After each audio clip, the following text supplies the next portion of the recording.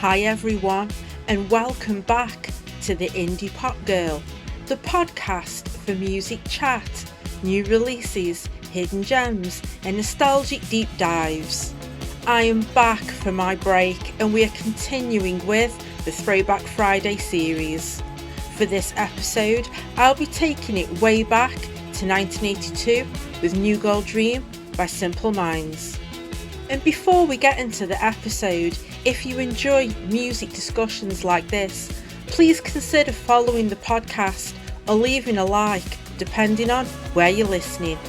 It really helps the show reach more people, and it means a lot for a small independent podcast like this one.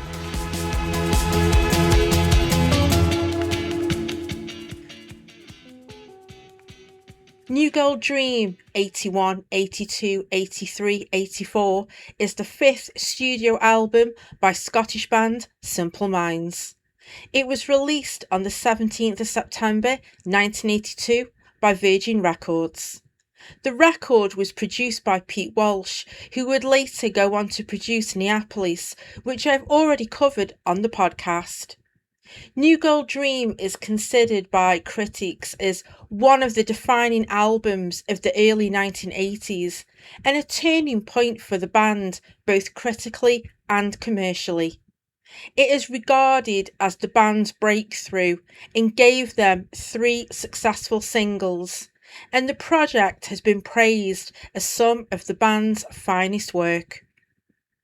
To have a critical and commercial breakthrough with album number 5 is quite unheard of.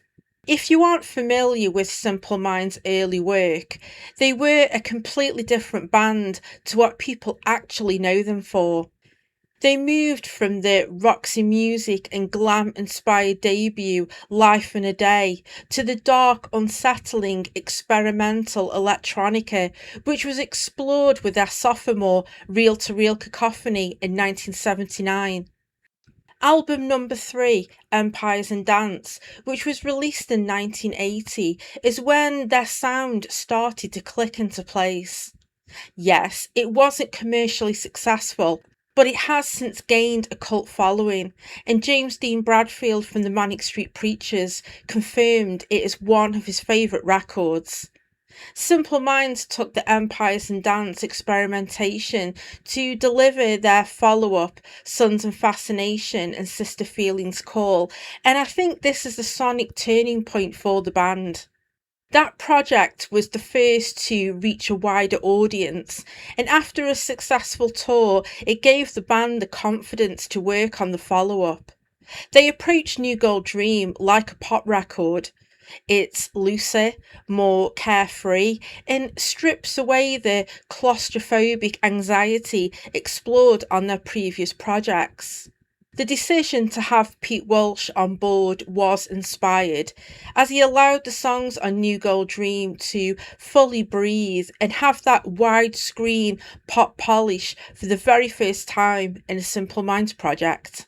Pete was hired on the recommendation of Simple Minds guitarist Charlie Burchill, who had been impressed with Pete's work on the Sweat and Bullet single remix. Now, don't get me wrong, I love me some early dark Simple Minds. Empires and Dance for me is one of the most groundbreaking records of the 1980s, but New Girl Dream set the blueprint of delivering atmospheric pop. It's experimental in places, but it's still incredibly grounded. It's warm and romantic, full of lush arrangements and production. I had to include it for the Throwback Friday series. It is the perfect summer record. And as I mentioned earlier, I've already covered Neapolis on the podcast. And I feel both of these records produced by Pete Walsh belong together. They kind of bookend each other.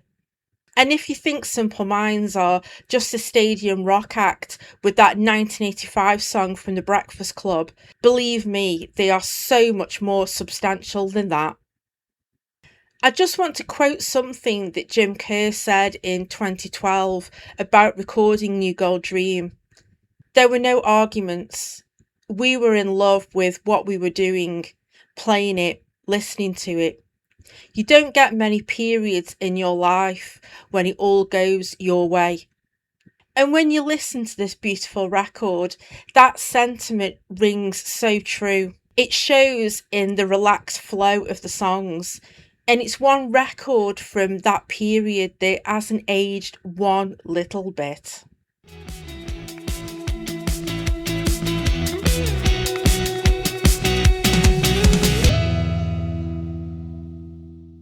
As I have mentioned in previous episodes, I will not be playing clips of the songs, so if you are curious, then please support the artists I cover by streaming, downloading, or buying physical copies.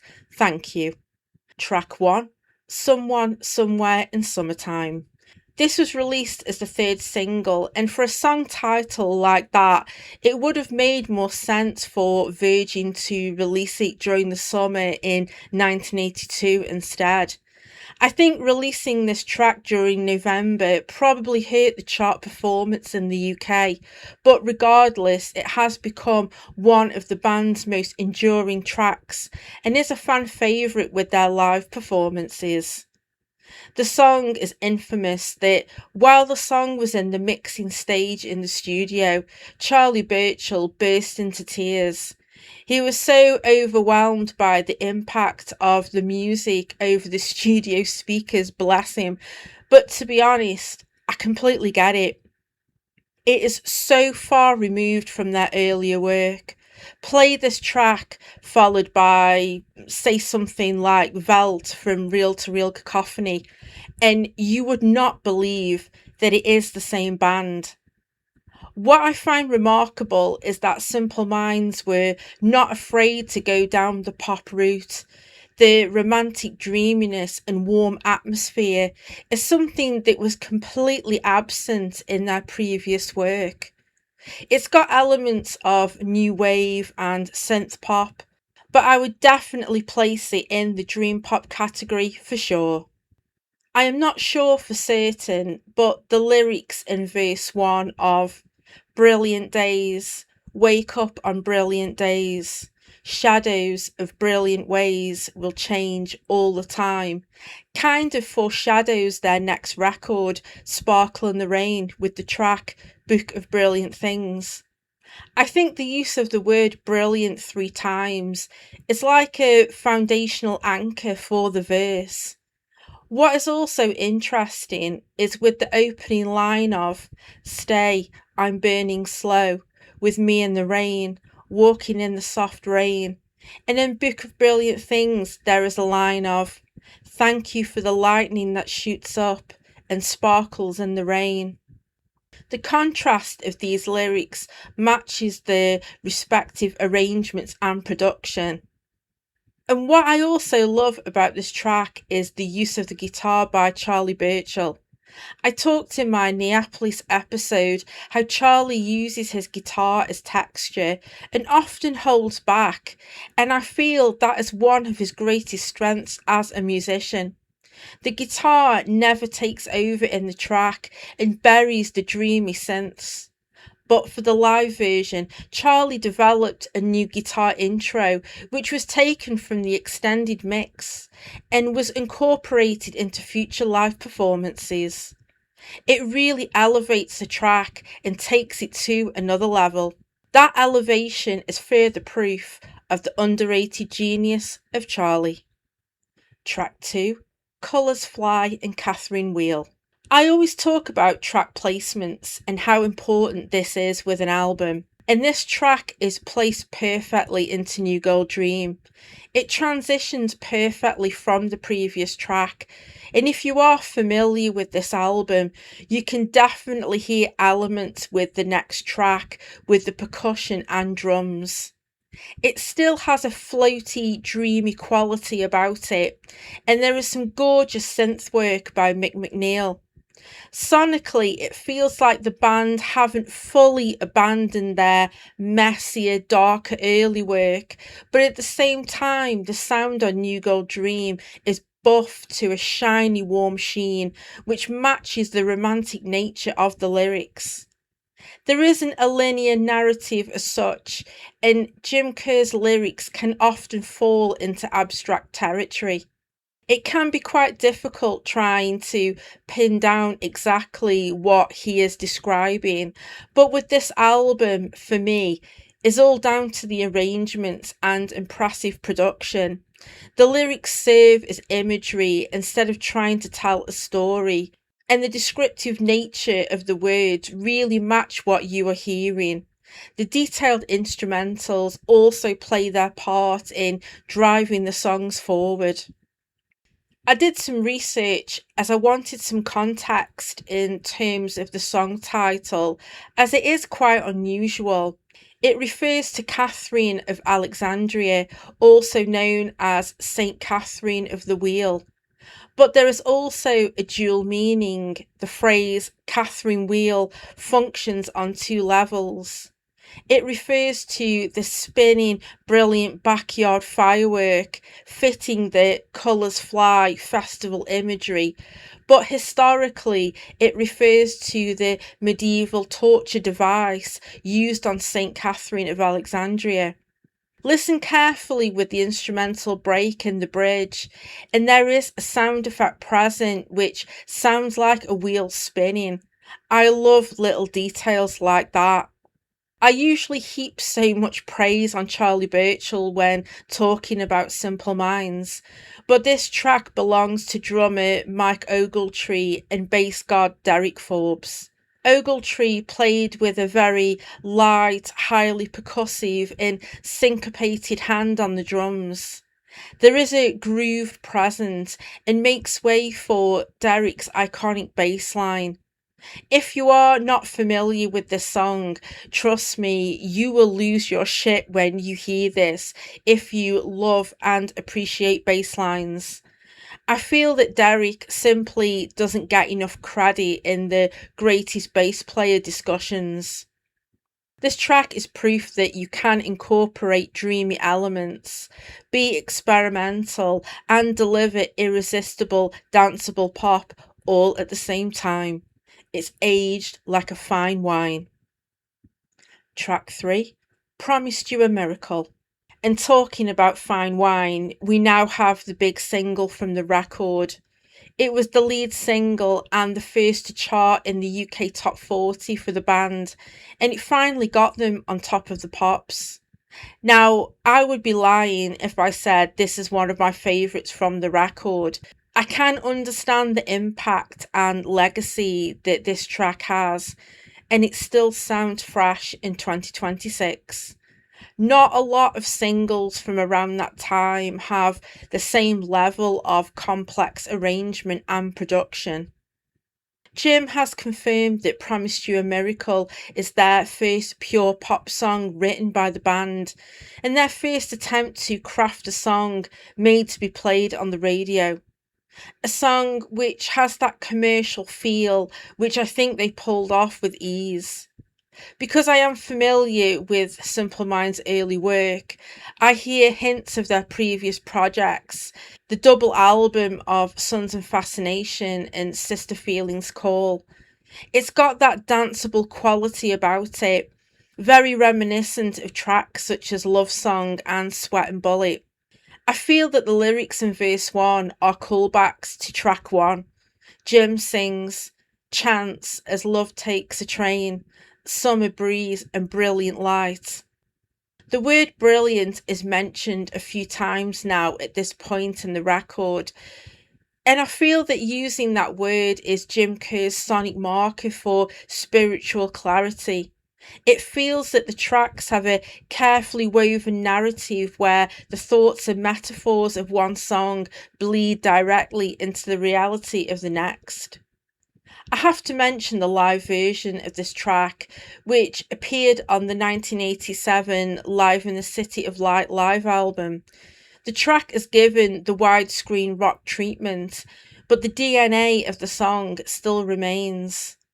I would say that the live version is a reworked arrangement, complete with a killer Charlie Burchill guitar solo. I think the live versions over the years have made me fully appreciate the album version, There was a period where I was feeling slight fatigue with the track, so I took a break. Sometimes that needs to happen, and there is nothing wrong with that. But I am happy to report that listening back now in preparation for this episode, it still sounds incredible. That bass line though, holy shit. Track 4, Big Sleep. We have a shift at this point in the record, and it moves away from the pop sensibility of the previous tracks. Big Sleep slows down the pace, almost like a lullaby with the opening synth melody by Mick McNeil. It's not as immediate and it gradually builds, but patience is key with this track. The focus is on atmosphere and a slow burning, spacious bass groove by Derek Forbes. Again, Derek really shines here. You really need a good pair of headphones to experience the beauty of this record. It sounds wonderful. The production allows the bass line to move along with the arrangement, and not one element is out of place. They are all working in harmony with Jim's vocals. And talking of Jim's vocals, he really sounds incredible here. The way how he shifts and bends his voice really reminds me of David Sylvian's vocal approach. Absolutely sublime. The title of the song alludes to the classic 1946 film noir The Big Sleep, but Jim has confirmed that the song is inspired by another film, Fitzcarraldo by Werner Herzog. Jim has talked about being inspired by cinema for New Gold Dream, and that probably explains the textured instrumentals in the record. Jim makes reference with the rain motif again, this time in the chorus. He sings, "Communication lost in the thundering rain style, a shelter from the storm in the early beginning. In Someone Somewhere in Summertime, the rain is soft rain. In here, the weather takes a dark turn. Their next project, Sparkle in the Rain, clears up that storm, and the rain becomes celebratory." It's really clever writing and something that I always appreciate with songwriting. I love noticing callbacks, references, and motifs hidden like Easter eggs in albums. It gives you something to think about. This is definitely a pop record which has a healthy amount of substance. It blows my mind when I think about how young the band were when this was released. To deliver a record like this is quite remarkable. And I have to mention the outstanding synth work and luscious, warm production.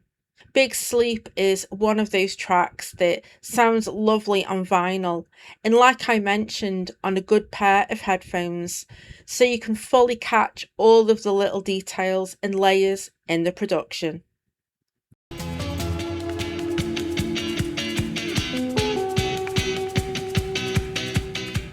If you're listening right now and enjoying this, this is your cue to hit like before you forget. I really do appreciate all of the support. Thank you. Track 5, Somebody Up There Likes You. This instrumental serves as the gorgeous ambient closer to side A on the vinyl release. After the emotional weight of Big Sleep, this track acts as a sonic palette cleanser before the second half of the record begins. If you are familiar with Simple Minds' work, then you will know that they are the masters of creating a stunning instrumental in their projects. Their earlier work in particular showcased this strength, and most famously, Theme for Great Cities is probably their most well-known instrumental. This track is a masterclass in rhythm, driven by the drums and bass. The synths are uplifting, almost dream pop in how they sound and arranged, and it proves that the band doesn't need Jim Kerr's voice to tell a story. To me, it feels like a massive burst of spiritual reassurance into the album. There is a warm, romantic optimism running through it. And when you hear those synth textures, it's the sonic equivalent of the sun breaking through the clouds. After the rain motifs explored in the previous tracks, this track feels spacious and warm. Listening back in preparation for this episode, I have realised that this instrumental is placed as the necessary dawn. The storm and rain motifs are washed away, so that when you flip the vinyl over to side B, you are fully prepared to step out into that bright, golden, sun drenched landscape of the title track. Track 6, New Girl Dream, 81, 82, 83, 84. I will never forget hearing this song for the very first time. I would give anything to have that experience again. I fucking lost my shit as soon as it started. I remember I was listening on headphones, and I am so glad because this is one of those tracks that can only be fully appreciated on headphones. The only way I can describe New Girl Dream is that it sounds just like the song title. It's full of euphoric heat, and you can picture a blazing hot sunny day. I would say that the title track is the beating heart of the entire album. Derek Forbes plays a driving, non-stop bass line that mimics a racing heartbeat. It gives the song an unstoppable forward momentum, like driving down an open road in summer. And as the track progresses, it just keeps pushing to that explosive climax. But at the same time, you could feel that the song could go on and on. It's already a long track at nearly 6 minutes, but honestly, you just don't want it to end. What really makes this track pop is all down to Pete Walsh's pristine production. It honestly takes your breath away. It's widescreen, atmospheric pop. It's dreamy, but you can dance to it at the same time. It's airy and it breathes, but the track also has this unstoppable energy. The track never, ever feels muddy or overcrowded. The instrumentals and how they are balanced in the mix are clear as day. Charlie Burchill completely redefines the role of a rock guitarist on this track, especially. I mentioned in my Neapolis episode that he tends to use the guitar as texture or effect, and I feel that is one of his strengths. He isn't flexing and overtaking the beautiful synth work, but you know he's there. He is using the guitar like a synth, using delay and pedals to work with the song's powerful dynamic. Jim Kerr's vocals drift over the top of the production, but he never sounds drowned out. He is drenched in reverb in places, and he uses a lower tone in the majority of the track. Pete Walsh gives Jim's vocals space, and he kind of drifts in and out when needed. If you aren't familiar with the title track, you might be aware of the 1993 techno classic Open Your Mind by Italian group Yashura. New Girl Dream was heavily sampled in that track, and it became a huge hit in Europe and Australia. The sample is cleverly used, and I am sure that the track reached a whole new audience to Simple Minds' work. I could go on about this, but it still stands the test of time. I forget that it was released back in 1982. The forward-thinking production and outstanding instrumental arrangement still takes my breath away all these years later. That cowbell and how it's used honestly gives me life. Track 7, Glittering Prize. Okay, I'm going to be slightly controversial. I have a bit of a love-hate relationship with this song. And don't get me wrong, it isn't bad at all. I just think the rest of the pack is stronger. I don't know if I had a bit of fatigue with it, and I would occasionally skip it. It's still a lovely song with some great pop production.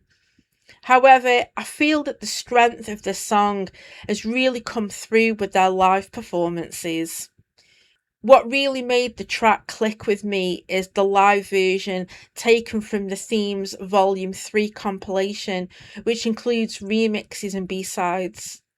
I really adore the arrangement in that live version, and Jim's soaring vocals is just so impressive. I read that the band are known to be not favourable of the song and claimed that the track had grown on them. That makes me feel better about my own opinion of the song. It might be why the band chose to transform the song for their live performances. Sometimes it takes a live version for a song to go through many forms and stages, and often it can improve the arrangement of a track. Jim explained that he heard the song being played during rehearsals and said it sounded fantastic. He was struck that it was a much better pop song than he ever realised. The strength of the live versions has made me fully appreciate the album version, and it really works in the context of the album, especially following on from the iconic title track. It is the last warm, poppy moment in the record before the last two tracks start to take a much darker turn. Track 8, Hunter and the Hunted. I would say this is the point in the record where there is a slight sonic shift. This track is still cohesive and has the same synth goodness with the rest of the songs, but I would say that it's got a slight darker undertone running through it. As soon as you hear the intro with Derek's popping bass line and those heavenly synths, you know that the band are firing on all cylinders here. The drums are so crystal clear, they truly sound amazing. It's a masterpiece from start to finish, and you just don't want it to end. They pack in so much detail into the production, and the payoff is fucking breathtaking. I love it when Simple Minds take the darker route. There is something about it that speaks to me. If you are only familiar with the big hits, I guarantee that you will be shocked to hear the sinister elements in their earlier work. With this track, I hear some of that unsettling sonic atmosphere, but with Pete Walsh's immaculate production, there is a warmth to the instrumental and it's balanced out perfectly. Simple Minds were recording at Townhouse Studios in London, and jazz musician icon Herbie Hancock was working in the studio next door. Derek Forbes plucked up the courage and invited Hancock in to listen to what Simple Minds were working on. He was deeply impressed by Derek's bass line in particular and agreed to play on Hunter and the Hunted. Herbie Hancock's iconic synth solo in the track complements the mood of the song and fits in with the atmospheric sonic landscape. The dreamy ambient synths and electronica is everything that I love about dream pop and electronic music. With this album, Simple Minds managed to weave so many sounds, textures, moods that I truly believe were ahead of its time. I've always loved this song. It ticks all of the boxes for me.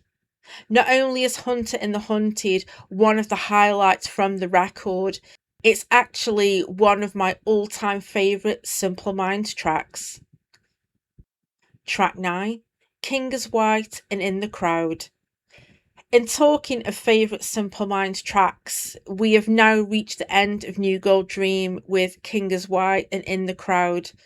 This is a massive 7-minute epic of a track, which is so haunting that still lingers well after the song has faded out.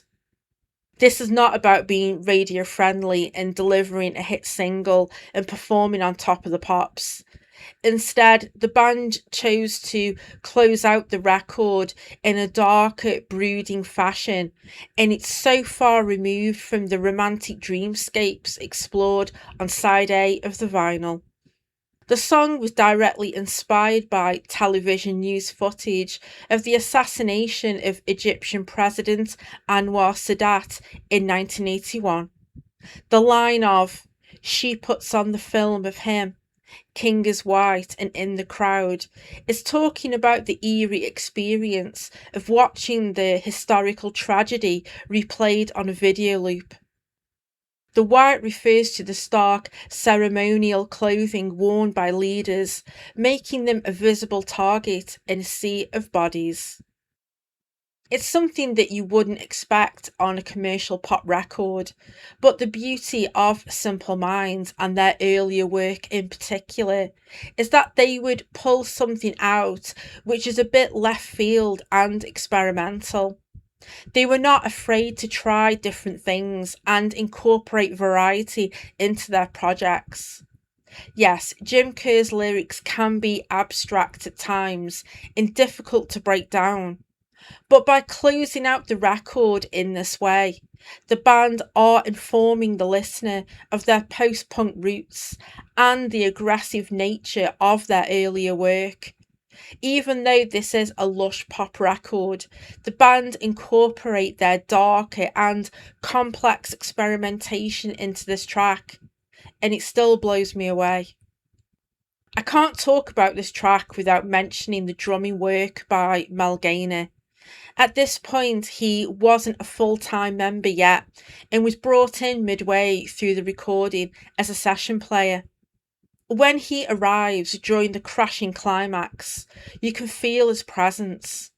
Mel Gaynor puts his stamp all over this track, and his drumming is fucking relentless. It's like the band just let him loose at the end of the track, and they let Mel just do his thing, and it's so satisfying. The drums are not polite. It feels like they are trying to smash through the speakers. I also think that Simple Minds were hinting with their next phase during this explosive outro. It feels like they are done with being new wave now. They have delivered their timeless pop classic, and the only place left to go was the stadium. It feels like they were shedding the dream pop skin and transitioning into their next phase, which was much more aggressive and in your face.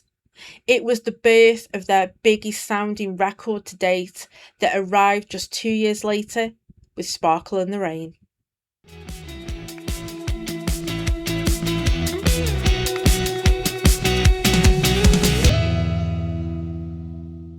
New Girl Dream was the album that transformed Simple Minds.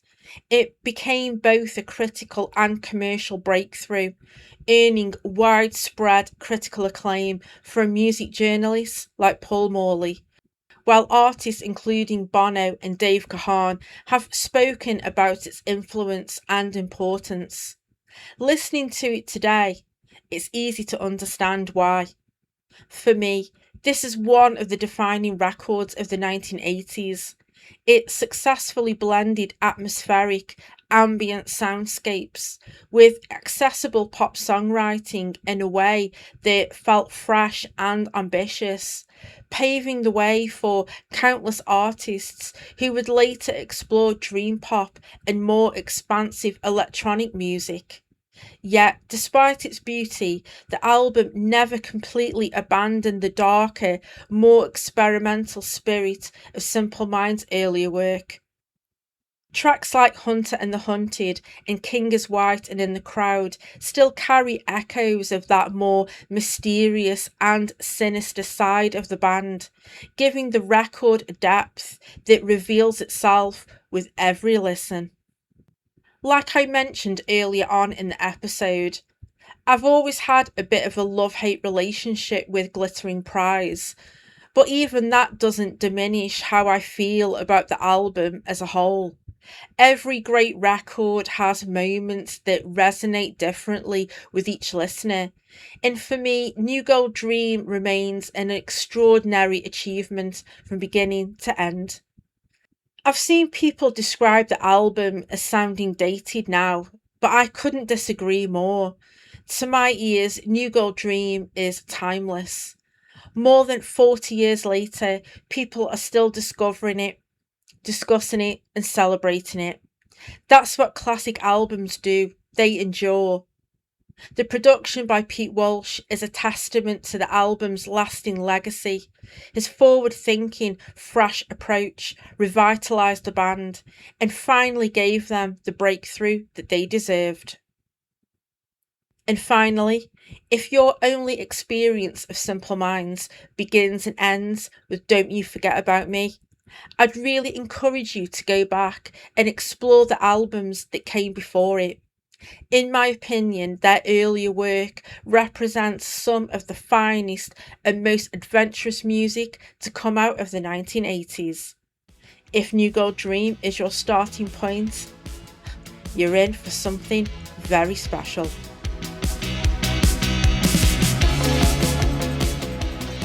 Thank you so much for tuning into this episode. If you've enjoyed it, I'd really appreciate it if you could follow, like, or share, as it helps other music lovers discover my podcast. If you're listening on YouTube, don't forget to like this episode and subscribe to the Indie Pop Girl podcast. It really helps the algorithm push the video out to more people, and as a small independent podcast that's still growing, every like and subscription genuinely makes a huge difference. I'm posting full episodes, shorts and little teasers over there, so there's always something new to watch. Let me know in the comments if you love this record and if you are a fan of Simple Minds. I always read and respond to comments, and I love hearing what you all think. You can also find me on Instagram and Threads at The Indie Pop Girl, and on TikTok at The Indie Pop Girl Podcast. And if you want to dive even deeper, there's a public Spotify playlist called Favourite Tracks from Podcast Episodes, where I add some of my top picks from each record I cover. It's updated as new episodes drop, so you might just find your next obsession. I will be back next week with the final instalment of the Throwback Friday series. I will be discussing a huge synth pop record from 1990, which is one of my favourite albums of all time, and I can't wait to share it with you. Until then, I'm Rachel, the Indie Pop Girl. Thanks for listening, take care, stay safe, and I'll see you next time.